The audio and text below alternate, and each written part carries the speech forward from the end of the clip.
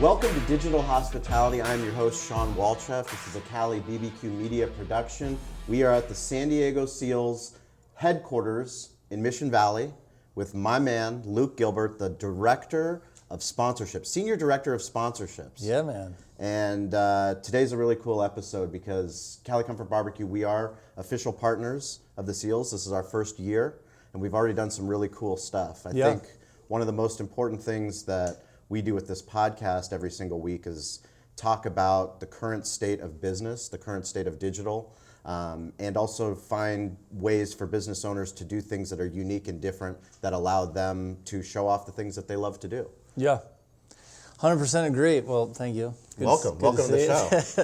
Thank you very much for coming down here. Yeah, we moved to this area, I think, end of last season over the summer. We basically just outgrew it. So a lot of people don't know all the moving parts that go into sports, especially something like the San Diego Seals, where on paper it's a minor sport, not minor league, but not your big four, big five, NASCAR, NHL, NBA, NFL, et cetera. So sometimes people perceive that as being smaller staff, et cetera. We do have a smaller staff, but we've still quickly outgrown our space in 1 year. So we just moved down here to Mission Valley. This is our retail store, which Sherry Menden, who does a number of things with the company, everything from marketing to merchandise creation, all across the board. She's also started the store. So the premise is not that it's going to be a high traffic area, but anytime that you can get people that are interested in your brand to walk inside, maybe they buy season tickets, maybe they buy one ticket, maybe they buy merchandise, but yeah, this is a nice new addition, different than like your corporate stuffy office. We're in a strip mall now, which is kind of cool. Well, can you tell the people that don't know about the National Lacrosse League? Yeah, so the National Lacrosse League as a whole has been around for over 30 years. I grew up in Baltimore, Maryland, so I used to go to the Baltimore Thunder games back in the day. Funny side story is the uniform used to be spandex shorts. So it was like it was similar to these jerseys. So like a big long jersey with your pads underneath, but then you wore the spandex shorts. That was it. Yeah, and I don't know why there was no like basketball shorts? No, not like the Andre Agassi look? No, it was, think American Gladiators back in the day. It was like that uniform. Okay. And I don't know why no one had a problem with it, but that lasted for a long time, every bit of probably 10, 15 years. So anyways, the National Lacrosse League, so there's teams on the East Coast, there's teams up in Canada on the East and West Coast, but it took a long time before the brand, the sport, the game of lacrosse essentially transcended out to the West Coast. And I actually was a part of that. So I was drafted to play in this league, in the National Lacrosse League in 2003 by the San Jose Stealth. And so there was an expansion that happened at that time in the league. The Anaheim Storm, the San Jose, California Stealth, and then the Colorado Mammoth.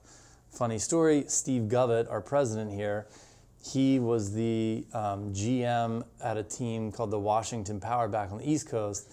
He came over to the Colorado Mammoth to be the president and GM there.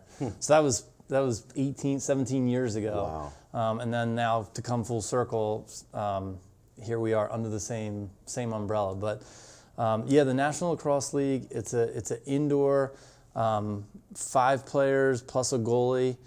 And it's just nonstop action up and down the field. It's played in the same space as an NHL hockey rink or the San Diego Gulls, for example, or even the San Diego Soccer's indoor soccer. So same size field, same setup with the boards and the glass.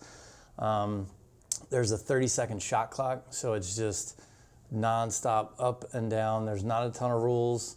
So there's fighting, there's hitting, there's high scoring. Some games we only scored 8-10 goals. Other games like last week in Vegas, we put up 17 goals against Colorado Mammoth. So you don't have to be a lacrosse fan. You just have to be a sports fan that enjoys action. And that's kind of what the league itself has hung its hat on for a long time. I think to get into like the whole backstory and some of the issues that the league has had is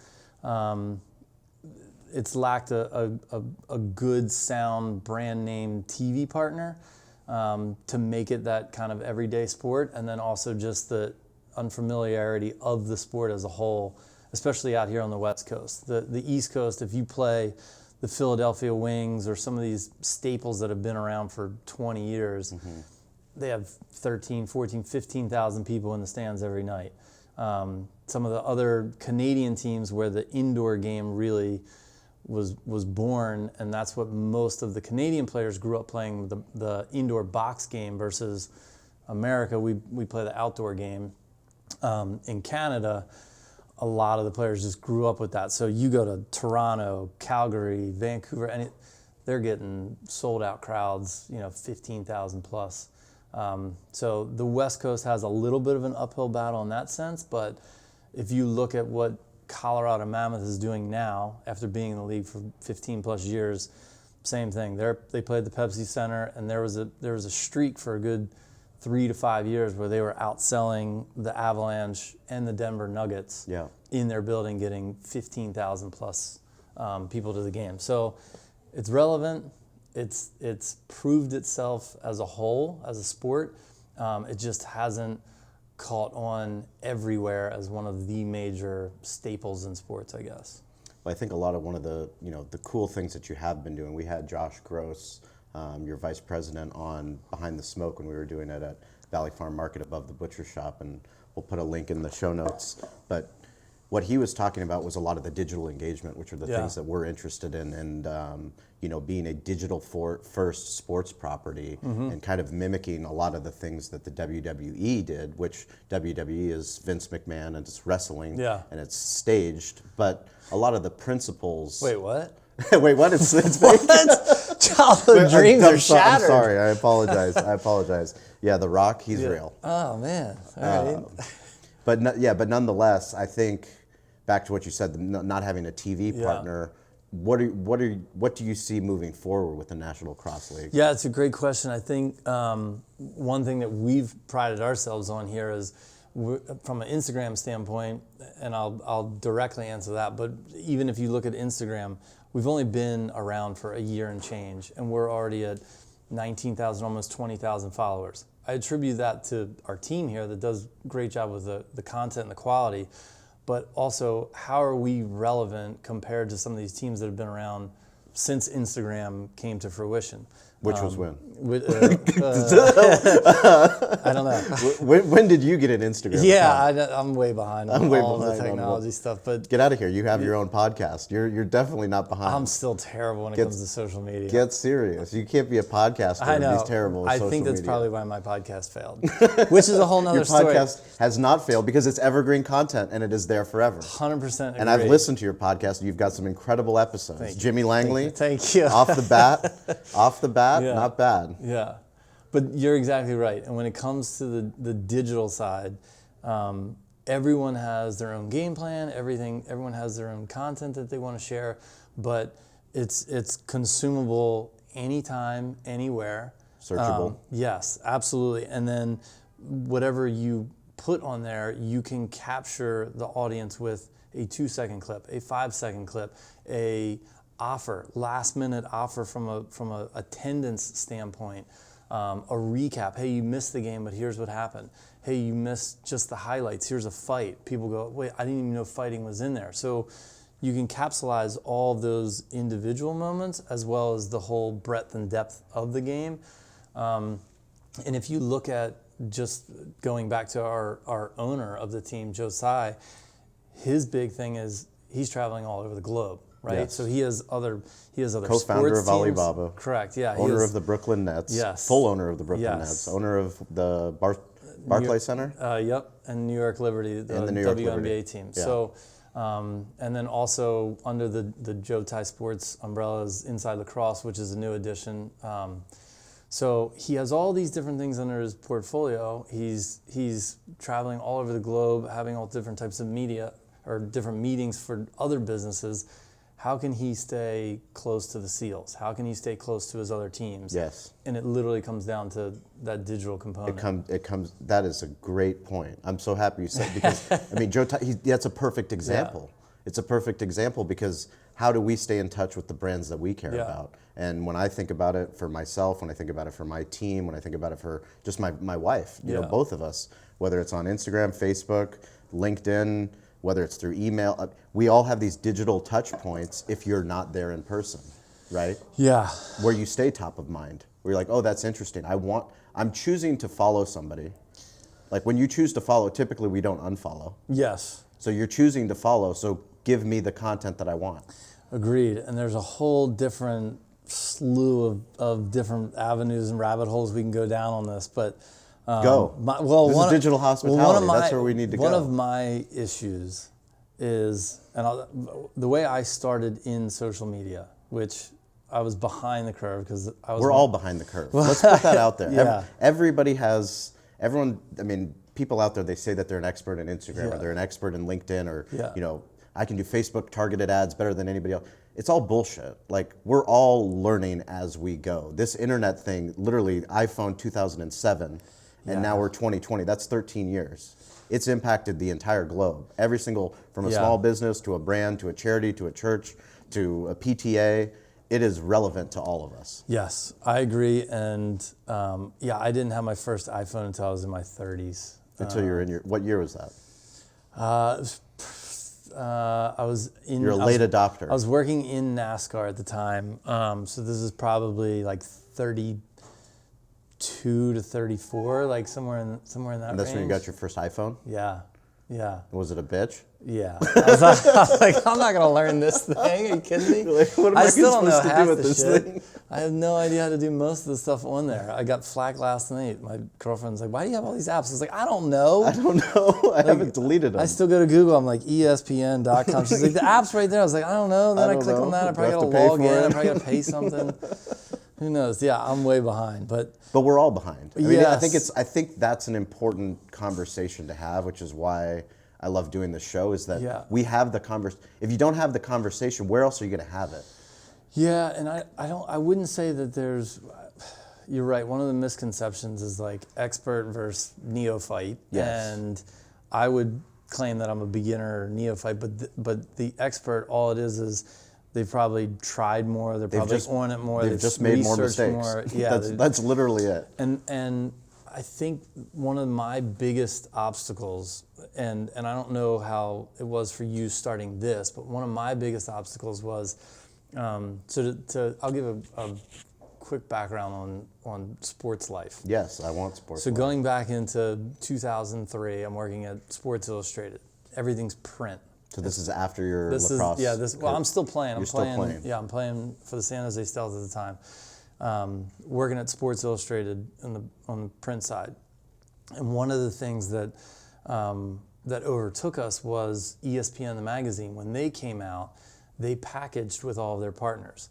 So they went to all of their, because they had TV, and so they said, look, GMC, Ram trucks, you can still do your TV package, but tack on under 100,000, 500,000, whatever it is, and do, you know, a cover page or 4-color bleed in this magazine. And so they started packaging everything, and they held their prime content, their TV digital content on a pedestal to help offset and subsidize the print. Sure. And so all of a sudden, SI is getting passed in revenue sales, and all of a sudden we're losing subscribers because ESPN is way ahead. I ended up leaving there, and I worked in lacrosse and did. Why did you leave there? Did you see it happening? Because I mean, I find it fascinating. I mean, I've had the conversation, fortunate enough to have Jim Trotter, who works at NFL Network. He worked at ESPN. He worked at Sports Illustrated. He worked at the Union Tribune. I mean, literally, he's been at every legacy, old media, traditional media post that you can have. Yeah, And this change has happened so fast. It's happened so fast on all levels of business. Agreed. And I think that any time and point when you're not challenged in your day mentally in your day to day, then either A, pick up a hobby and offset that there and still do your 9 to 5, or B, go on something else. And I'm the type of person that I don't sleep much, and I like to be strapped. Like I would like to do hobbies and be No restrictor plate. 9 to 5. No All gas. All gas, no break. Yeah. Yeah. And so, the print side, I'm not saying it was boring, but like you get to the point where you're like, I get it. Like we're doing some fun print stuff, but it's still. But they weren't making moves that mirrored what was happening in the world. No. And like that's a problem. No, and when the behavior where you're at in a company isn't mimicking what we're doing as a consumer, for sure. that's a problem. Absolutely. Because you can see it. The writing's on the wall. Yeah, and you get frustrated because I never want to be pigeonholed with you can't do such and such deal because you don't have these tools in your toolbox, or such and such is doing a better job because they have all these other elements or tools in their toolbox, and you're never going to get them. And Well, so it's like, all right, well, let me go over crazy. there. It's crazy not to adapt those digital tools as they become Correct. available. But it's out of fear. A lot of it's Yeah. out of fear. I mean, I talked to Scott Kaplan from Mighty 1090 that went under, and now he's streaming. He has Scott and BR show. But we talk exactly about when Cali Comfort was doing things. Why are the sales reps selling me a 15-second commercial that's going to go on AM radio? Off to based off of a metric that I don't believe in, when I would much rather have Scott go live from Facebook or post in his Instagram story or tweet about us. Agreed. But they're not selling that. Yes. That's a frustrating thing. It is, and one of the things is once you get the bigger companies, there's so much red tape on navigating that it's just, Because you need approval. Yeah. Approval to post. I don't like that. You don't like approval to post? I don't like being confined. I don't like red tape. I don't do well with that. Well, it's inauthentic. It becomes inauthentic. Yes. Like the true brand is the heart of the brand. Yeah. That's what compels somebody to choose to follow them in the. I mean, Seth Godin talks about permission-based marketing. Literally, that's the world we live in. We choose. Yes, I want that app on my phone. I might not use it, but I chose to download it. Don't regulate me. Yeah. Don't regulate me. No restrictor plate. Yeah. Well, so I leave there and ended up fast forward. Then I'm working at the Golden State Warriors, and I'm there when they were shit. When they were shitty? And then they were really good, and then they were back to like, not relevant. And so. How many years? I was there from 2005 to 2010. Okay. So 2007 was the We Believe year. First time the Warriors made the playoffs in 13 seasons. Made good money. Like, place blew up. It was electric. It was so fun. I had 2 cell phones. It was crazy. It was 2 iPhones? No, I had 2 flip phones? I had a Razor and a BlackBerry Trio. And a burner? Mm-hmm, yeah. And it was just crazy. I mean, you were just slinging. Like when they did that trade and got Steven Jackson and Al Harrington, and the team came together, and it was electric. It was absolutely incredible. They ended up going 2 rounds in the playoffs. That was still such an iconic sports moment. I think they ended up knocking out the Dallas Mavericks. I think they were the 8th best record at the time in NBA history. Don Nelson had coached the Mavericks for a long time, came over to the Warriors, and so he knew everyone's tendencies, and that was kind of the blueprint to beating them. But anyways, and then so we kind of peaked and then started going back down, and I had an opportunity to go back east to work in NASCAR. And was I a NASCAR fan? Absolutely not. Like, just didn't think anything of it. But I knew going into it, there's more Fortune 500 companies in NASCAR than all of the other major sports combined. And Why is that? A couple reasons. One is just the breadth and depth that it stretches. So like, here we are in the merchandise shop of the Seals.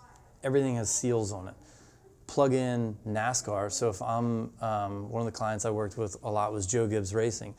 In their store, all this stuff says Interstate Batteries. It says M&Ms. It says the actual brand. Then you go to the race, and you have tens of thousands of fans walking around with M&M's jacket, M&M's hat, M&M's shirt. Like, it's insane. It's insane. They're wearing the the brand is insane. because you paid X millions of dollars to this company to activate. Now all of a sudden, the fan base is glued to M&M's. It's like, no, I like Kyle Busch. I like Joe Gibbs Racing. Yeah, but you're wearing M&M's product. You're wearing Interstate Battery. You're wearing Monster. And think of the creative opportunity that the brand has to engage in that fan. It's absurd. And so that was a really fun, eye-opening lesson.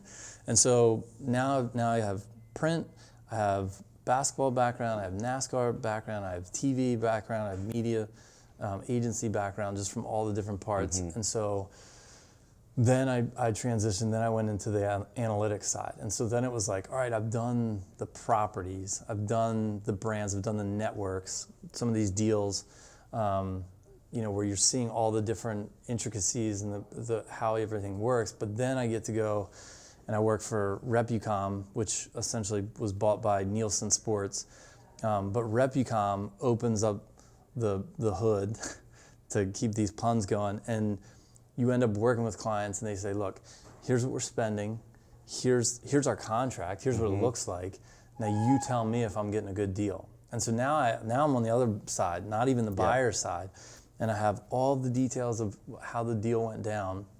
And my job is taking all of our tools and show them from an analytical approach, did you get the That's deal incredible. that you thought you wanted? And so it's like the Monday morning quarterback. it's the best. It's literally, the best. you saw the game plan from both plays, from the Exactly. one team and the other team. It was you the watched best. how the play went out, and you get all the statistics. And so then you start to judge on what's good, what's beneficial for this party versus this party. What's a good key performance indicator? Everything. Yes. Everything. And so I'm in NASCAR, but primarily focused on all the NASCAR teams. Repucom basically had a monopoly across all of NASCAR. We did a couple deals. We did a deal with Oakley to basically do a full valuation of their global partnership in all of sports. So F1, Formula, their drivers, NASCAR, et cetera. And then that turned into, as Repucom began to build, it was me and really two other guys. We were working with NFL teams. We had almost every single team in Major League Baseball. We're working with brands. We're working with convention centers to do valuations of how events are doing, just everything. And so now all of a sudden you literally get to see behind the scenes of all of these deals coming to fruition and stamped with approval of did it work? What was the most revealing about those deals? What stood out the most? The most revealing was probably just the sheer disconnect between the team and the brand. Because so I'll give you an example. Bank of America. Bank of America was a really fun proposal.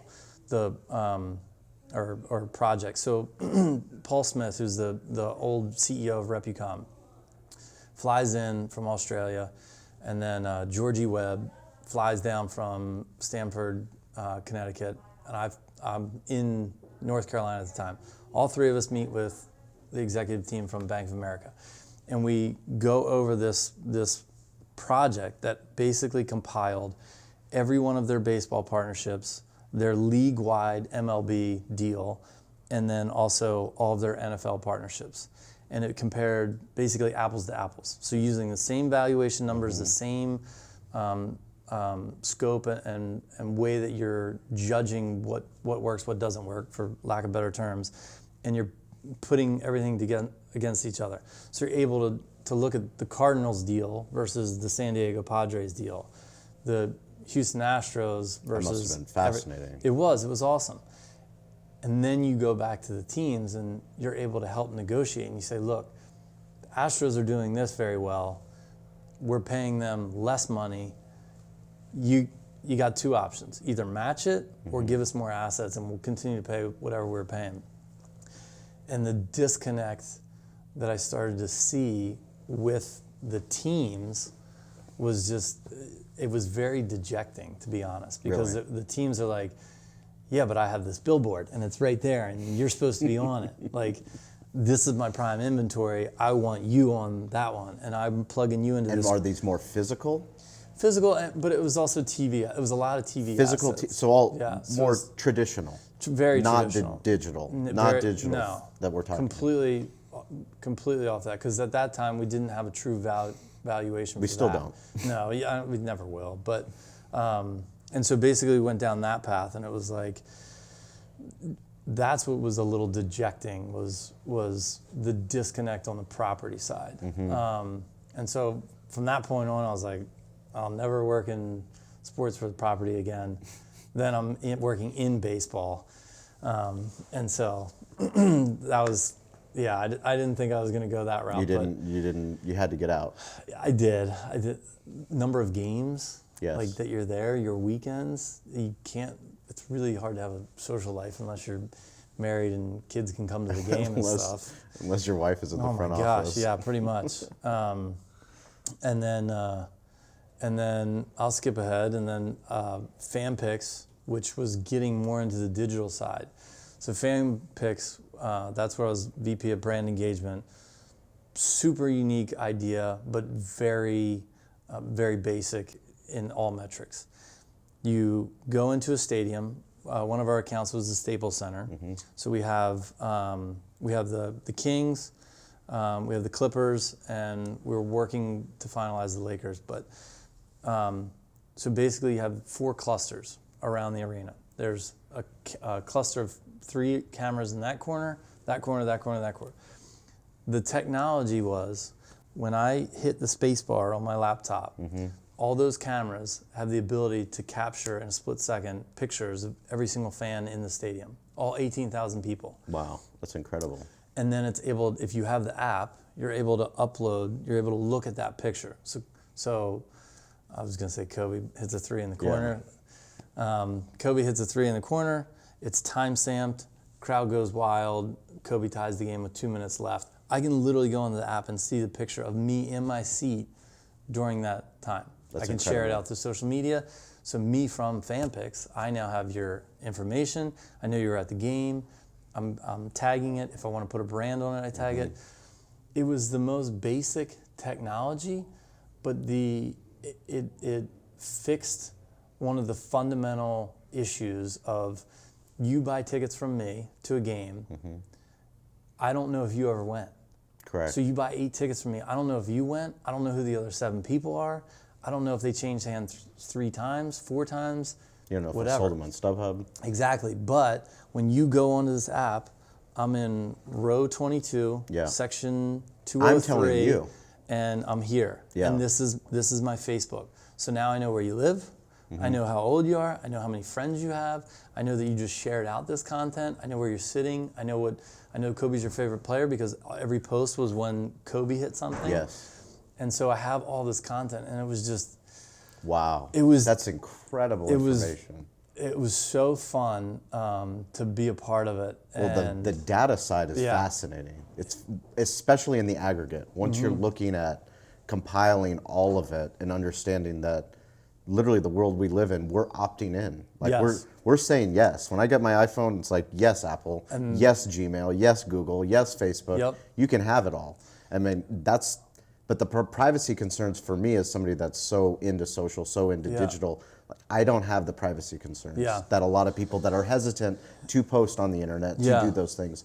But I also know that if a brand is true and authentic and they're not trying to compromise my data, obviously there's people that are going to hack that. But I know that if I'm giving the SEALs information that, yes, my son is going to be turning 3 at the end of June and my daughter is going to be turning 1 at the beginning, now you guys have that information. Should you decide to, market little SEALs onesie to me and my wife, I'm going to be much more inclined to buy that because I've been to the game and I brought them to the game.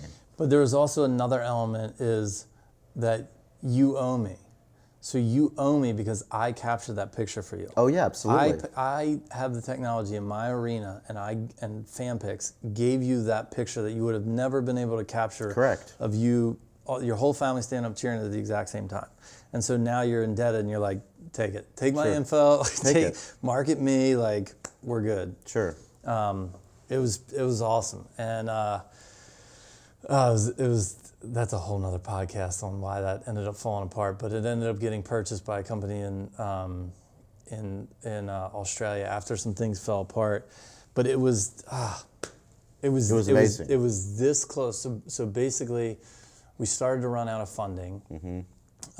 We burned too much cash too fast on getting away from the core of it. And so we had a number of properties, and my job was to, assign where are we going to deploy this at, all the arenas. So I had, from my background, I had all the connections, all these different stadiums, arenas, et cetera. Brands to help. Now you're getting approval from the sports property and also the venue, right? So there's double approvals? Yep. So essentially, though, the upside for them is there's two different platforms. One is I'll pay you to deploy this and give me such X marketing assets, which my background already knew, so how it's going to be effective. So I'll buy these sponsorship assets from you. It's going to be my content, and then know that when I send this out, it's going to have whatever brand I already sold this to. Mm-hmm. Or keep the inventory, don't charge me anything, you sell the inventory internally, and I'll deploy for free. So we had those two different models, and it really just came down to the sponsorship folks on the other end on what they were comfortable with. Mm-hmm. But yes, we did the deals, we had everything signed. We had deployed in, I think, eight different venues. The LA Galaxy was another one. They were a great partner. And so we had everything deployed, and we basically just started to run out of money so fast. And my thing was, so this is 2016, I guess. Yeah, 2016, 15, somewhere in there. My thing was, pull the plug on everything. Just get the Golden State Warriors. I work there. Yeah. I have the context. They're going to win the championship. They got KD. Oh, and by the way, the people that are attending those games are like uber rich and know how to deploy this globally, maybe, or they're going to just buy the company. They're going to buy they're going to buy the platform. They're going to buy the technology. So forget everyone else. We're almost out of money. Just get this deal done. Got the deal done. We're set to deploy in December, and we basically had a falling out with some of the investors and the board, and they said, look, we just want to sell. We don't want to burn it anymore. I'm just like, we'll have this thing up and running by January. Yes. Playoffs are April. They're going to win the champ, and they did end up. It's a big sports bet. I know, and they did end up winning the world championship that year, and it was like, if there was one team in a 6-month window we can throw all the money at, it's this, and we had the deal done, but we couldn't deploy. Oh man. Yeah, that one still. Does that one still keep you up at night? Yeah, it still bugs me. I'd have a pretty sick car out there in the parking lot. I saw your bike. You're an Iron Man, so you don't need a car. You don't need some sick car. You got a sick bike. I went off the deep end after that. After that, I was really bummed out, and I was like, F sports, F corporate America, like I'm out. So that's when I started the podcast. That's when I bounced around. Why did you start the podcast? Because I feel like very similar to what you and I are doing right now, if I read in an article how you started your company or how Airbnb was started, so like all different depths and context of companies, you're going to get the cookie cutter answer. Yes. And I don't want that. Like, I wanted the nuts and bolts of how you got started. How much money? What are the growing pains? Like, did your wife and kids hate you for a long time because you were working? Yes. You know, all of it. Like, don't give me the cookie cutter article that we can sum up in 3 pages. Don't give me the traditional media pitch that you had 5 minutes to be on a show. Exactly. You get to tell me your corporate speak of what your company is. No, I want the who the real. fuck you are. Yes, I want the real details. What kept you up at night? Yeah, and what was the fight about? And so that was my goal, and it was taking the whole fight about never anything, right? And so it was taking the same context of RepuCom and getting the analytical approach to businesses, and so it's called Vicariously, and the whole premise is unique entrepreneurs who are successfully pursuing their craft, like whatever it is, whether it's small or big, or in their mind small or big. And I'll get back to it. It's just on hold, but it was fascinating because I had and have the entrepreneurial spirit. But a lot of times what you need to do is talk to other people, and they're like, I didn't have a fucking clue what I was doing. Yeah. Like I went for it. Adam Moyer from Knockaround, he was on the show. He's a good friend. He's a sponsor of the Seals. He's like, look, I started with $500. Like I bought a domain. I put together a shifty website, and I spent like the other $250 on $1 shades, and turned around and sold them for $5. Like it just amazing. happened. And then fast forward however many years, like he is where he is. But yeah, so I did that, and then this is the real kicker. This was, not many people know this one. Most of my friends back home don't know this one. Oh, that's good. Tell them. Tell the internet. So I decided to be a flight attendant. A flight attendant? Yeah. No way. Yeah. So I had traveled around. I was doing this podcast. I'm burning through money. And I was like, you know what? My buddy and I, Flight attendant. This is fantastic. 6'5". Yeah, you're a big man. You're a large man. I don't fit on every plane. Let me help you with that baggage. And so I'm traveling around, whatever, and my buddy and I decide to go on this trip for his 40th, and we go to we go to London, we go to Paris, and we're in Paris. We're sitting at the Eiffel Tower. This is all podcast money you're spending, right? Yeah. Oh yeah. So we're in Paris. We're sitting at the Eiffel Tower, and we're just chilling. And these two girls end up sitting next to us, and they're having fun. We start talking to them. And they're like, "Let's go out tonight, this and that." And we just didn't want to. We didn't want to end the night. And they're like, "No, we got to go." I was like, "What the hell? Why? Who comes to Paris for one day?" And they're like, "We're flight attendants."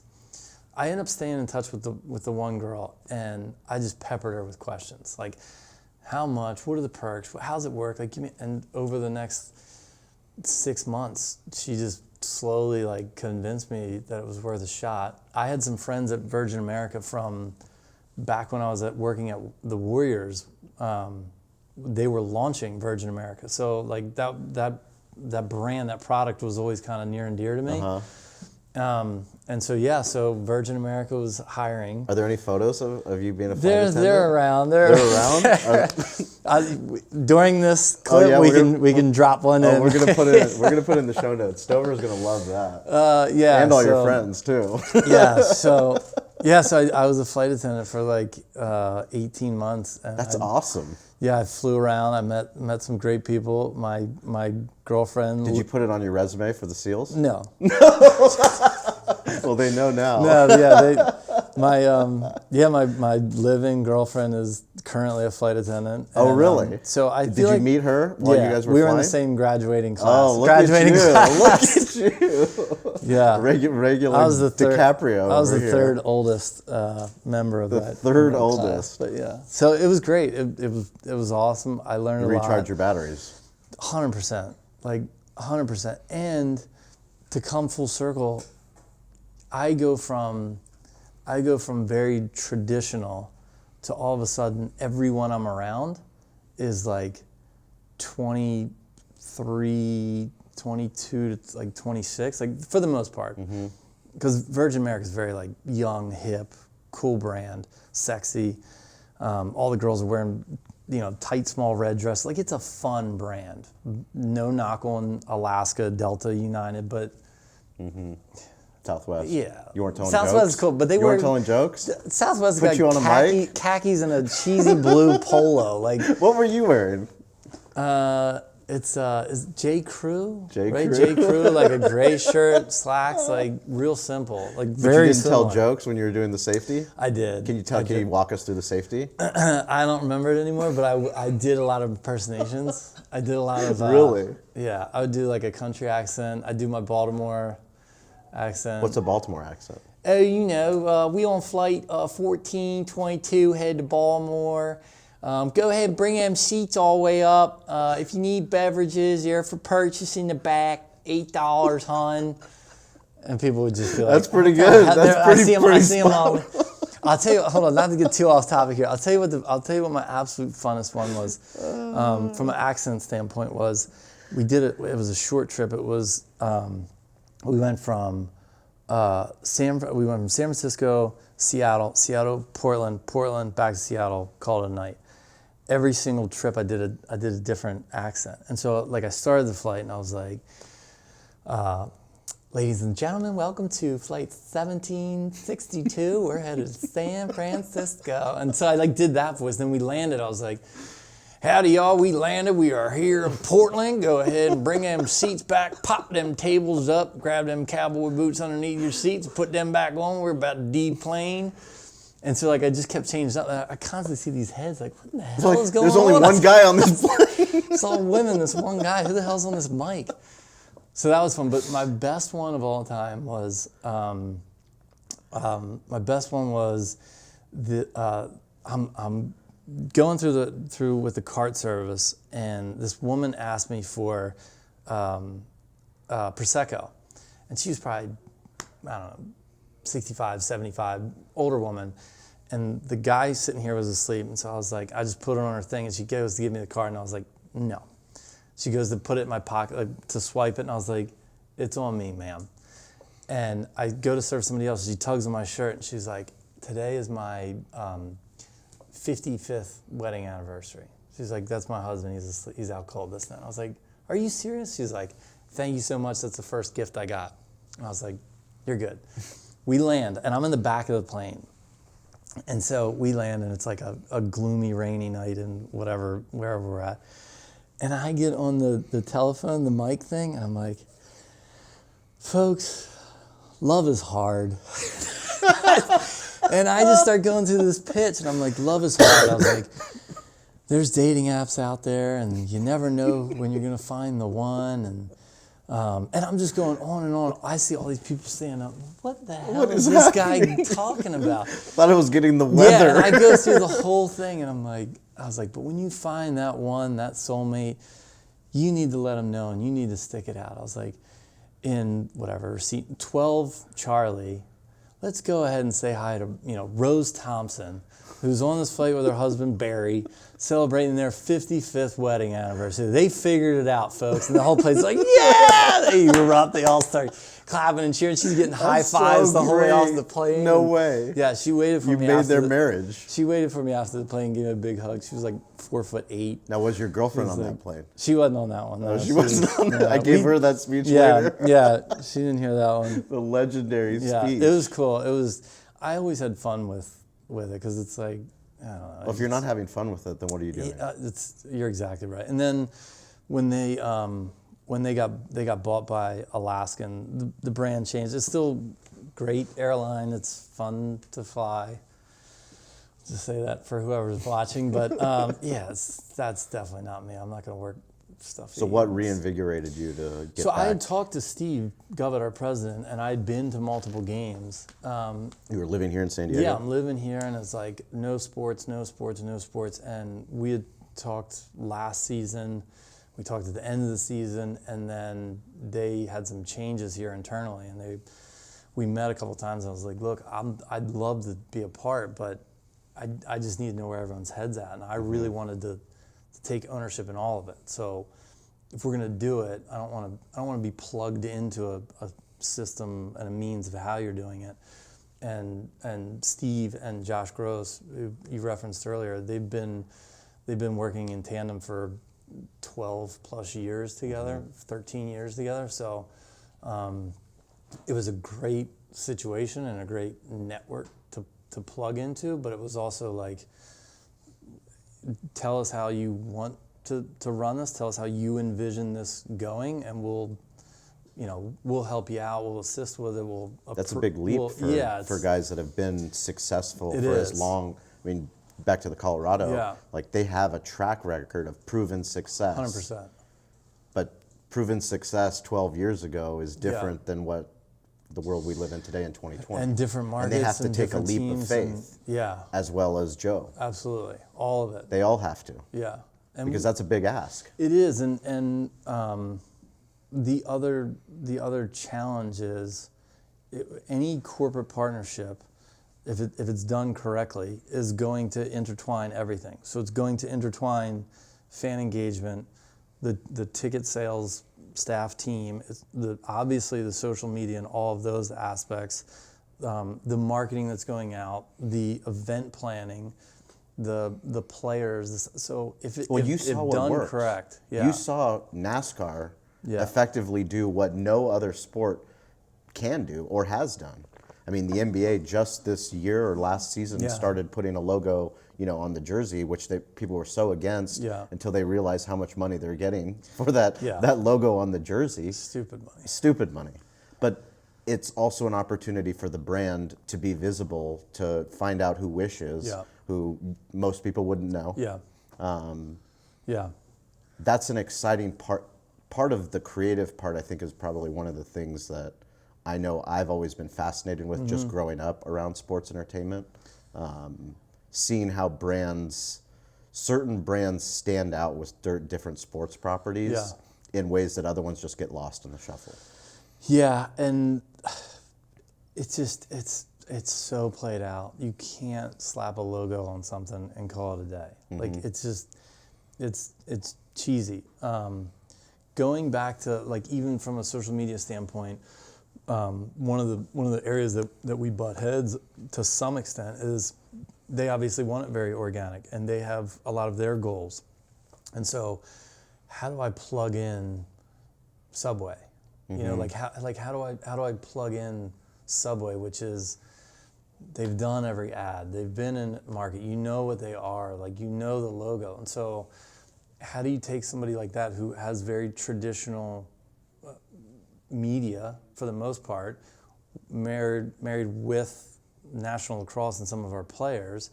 How do you naturally plug Subway into our Instagram posts or our Instagram stories? Very difficult to do. It is, especially without being salesy. And so I don't ever want to commit us to doing two things. I don't want us to ever be cheesy and come across salesy. Overpromise and underdeliver. It's not worth it. And then the second thing is I'll never go to a partner and say, we're going to promise you this many tweets or this many Instagram impressions, because that's just absurd. If it works, it works. But you don't want to put that. You don't want to put that cap on it from either side, the high or the low.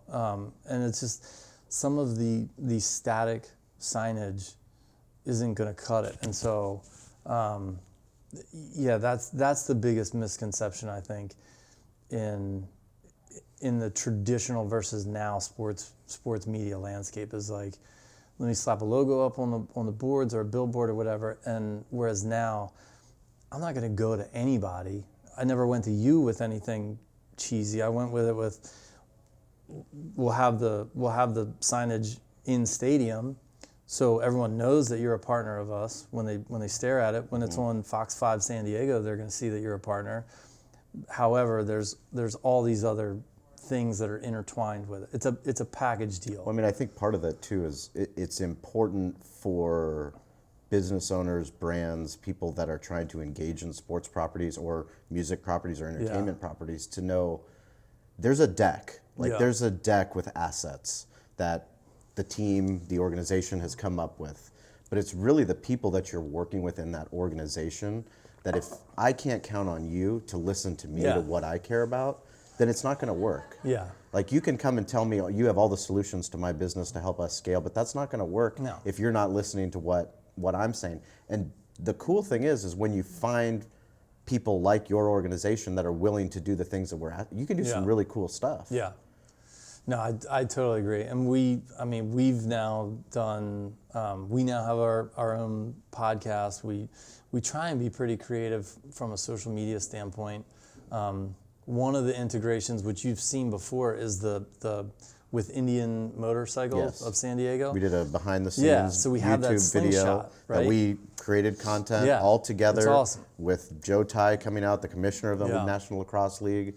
We were at the brewery. Everything about it was the National Lacrosse League retweeted it out because they were so happy about but that's something that's exciting that you can do on a ground level, grassroots level, if you have creative partners that are willing to do cool stuff. Agreed.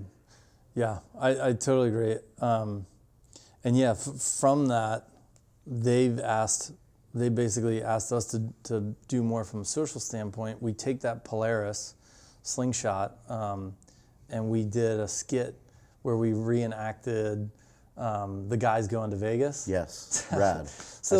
I saw that.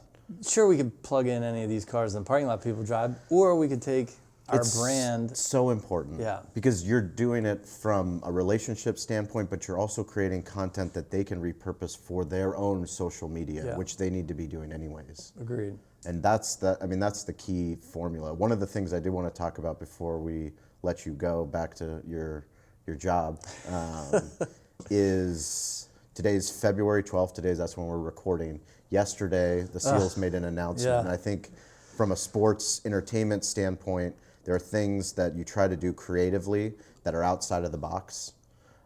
Tell us about the Battle of Midway. How much work went into getting it announced, planned, and then what happened yesterday? Yeah. So to go back when the schedule was announced, because there's the San Diego Gulls, San Diego Sockers, San Diego Seals, tons of concerts, tons of family events. There's a lot going on at Pechanga Arena. We had a gap where we basically didn't have a home game time slot for quite some time. We didn't want to be away from home, and we really wanted to do a unique event. So we wanted to find a new area that we could have a home game and make it memorable. And so we always play down towards the city, PB, et cetera, sports arena. Well, what if we had it in a different location that maybe now all of a sudden it's easier for our North County, easier for our East County. And by the way, it's insanely unique. And so we vetted a ton of different properties, and where it came out to was we're set to play on the actual runway, rumble on the runway at the Miramar Air Base. And so this started 4+ months ago.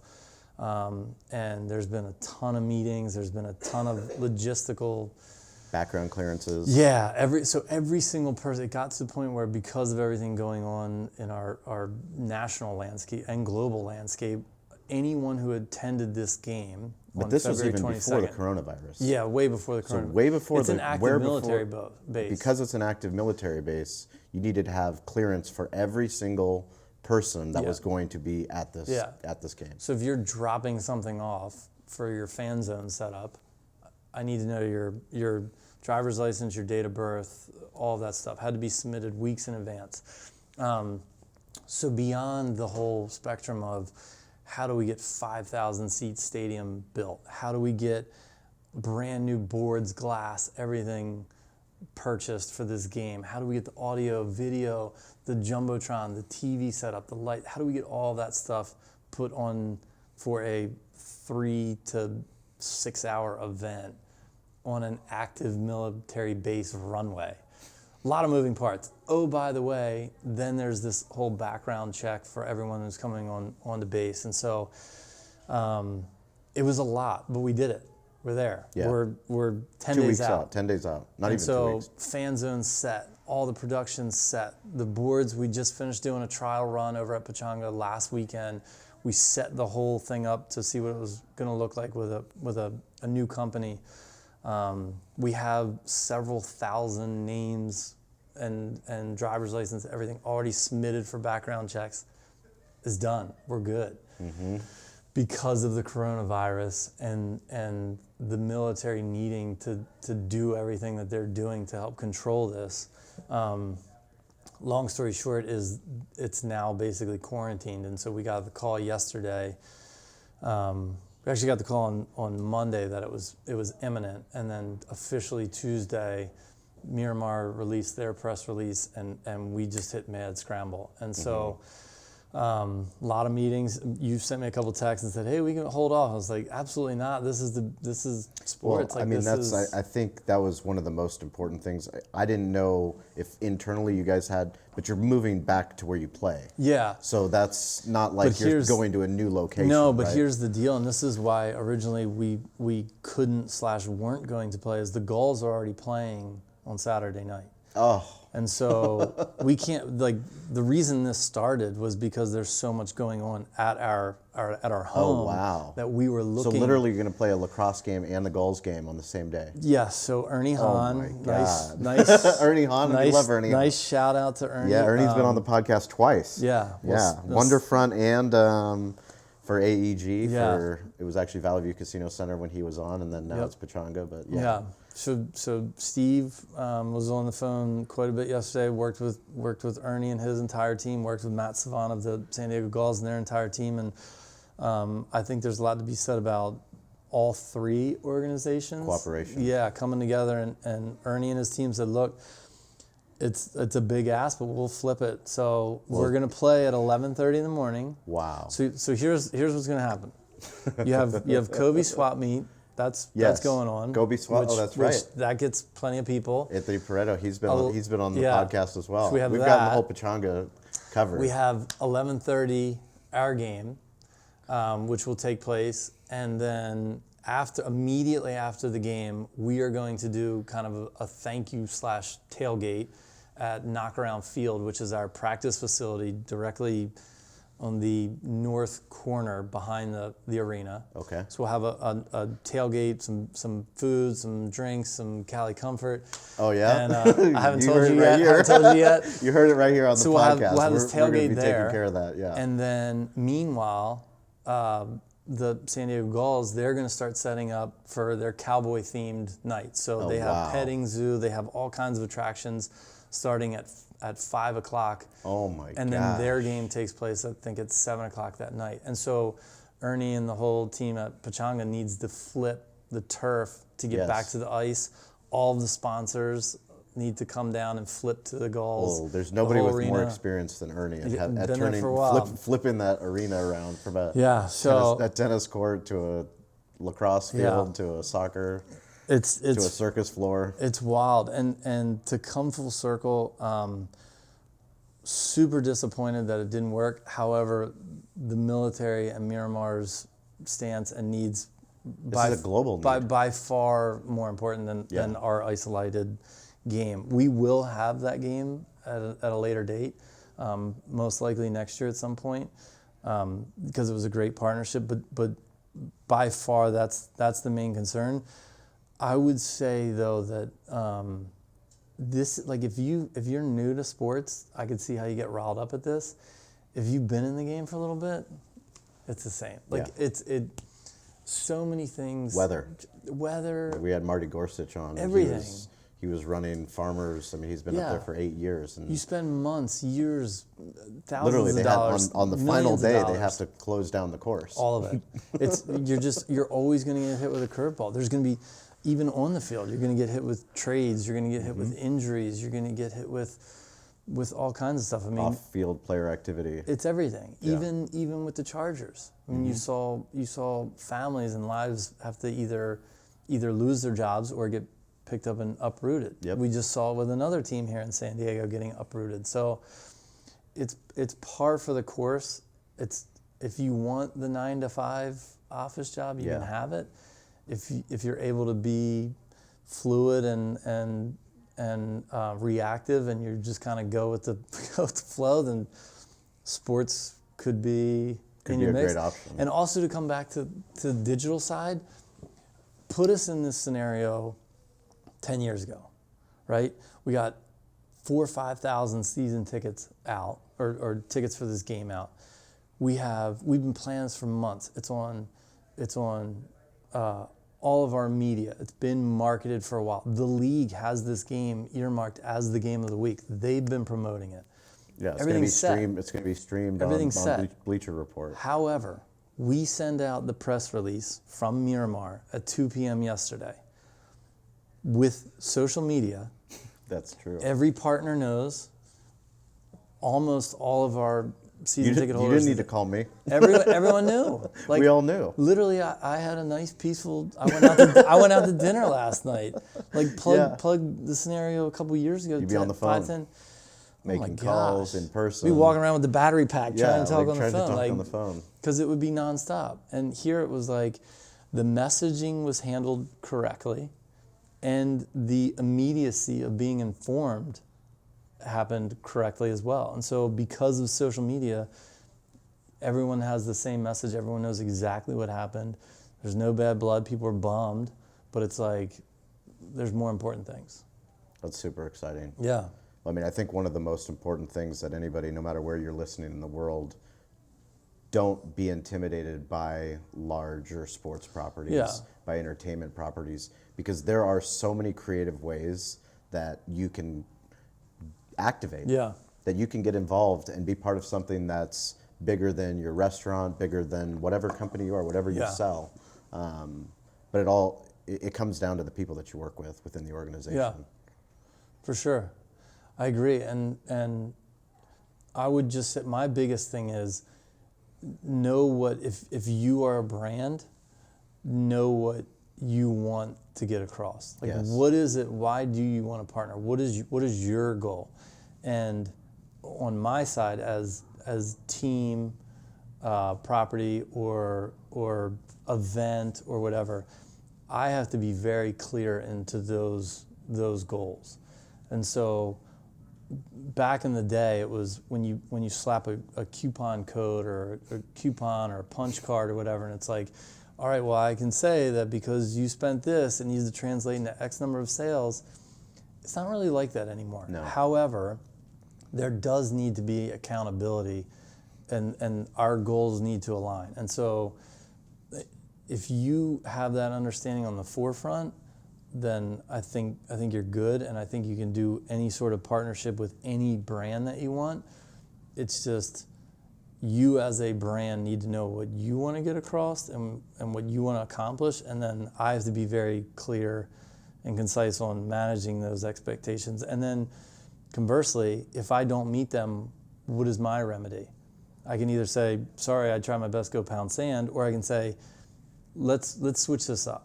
Let's halfway through, we're going to change this, this, and this. And you can do that now with the digital side of things. Before, when it was very traditional, you couldn't switch it up. Not much flexibility. No, you're kind of set. Yeah, I think anybody that hasn't been to a Seals game, if you live in San Diego, it is a #1 priority. My son absolutely can't wait. He keeps seeing the Fox 5 promos. Yeah. He absolutely loves it. My daughter, she's young, but she's going to make it. My wife is a huge fan. We're huge fans of the entire organization. You guys are doing an incredible job. I can't wait to see the photo of the flight attendant. That is going to be fantastic. I'm going to give you. I need that. I will. That will be in the show notes. I'll drop that in, and I'm going to give 2 plugs to us and one more incriminating item of me. One of the funniest things I think I ever did on a flight was this girl that I worked with. Her name's Victoria Bustamante.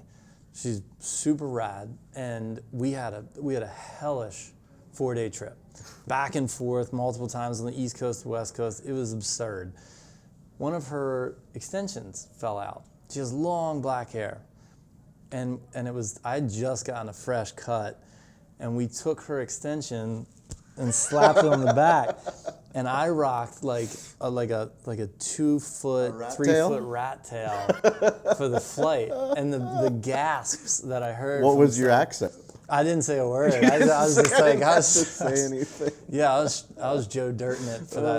It was that's great. I'll drop in that video or that picture, but yeah, that was one of the funniest things I ever did, because the people were just absolutely appalled. They thought that I had this 3-foot. And what are the other 2 plugs? The other 2 plugs, so the game on the 22nd, it's coming up fast. It's an 11:30 game. It's probably going to be hard for a lot of people to do those last-minute plans, but the game on... 11:30 is a great time for families. It's perfect for families. Yeah, for families, perfect. The game on March 7th is going to be really, really cool. So March 7th, it's a night game. It's our Star Wars themed night. Awesome. And so we're going to, it's called Wookiee of the Year. So Austin Stotts is back playing. He got Rookie of the Year for the entire NLL league. So we're doing Wookiee of the Year night.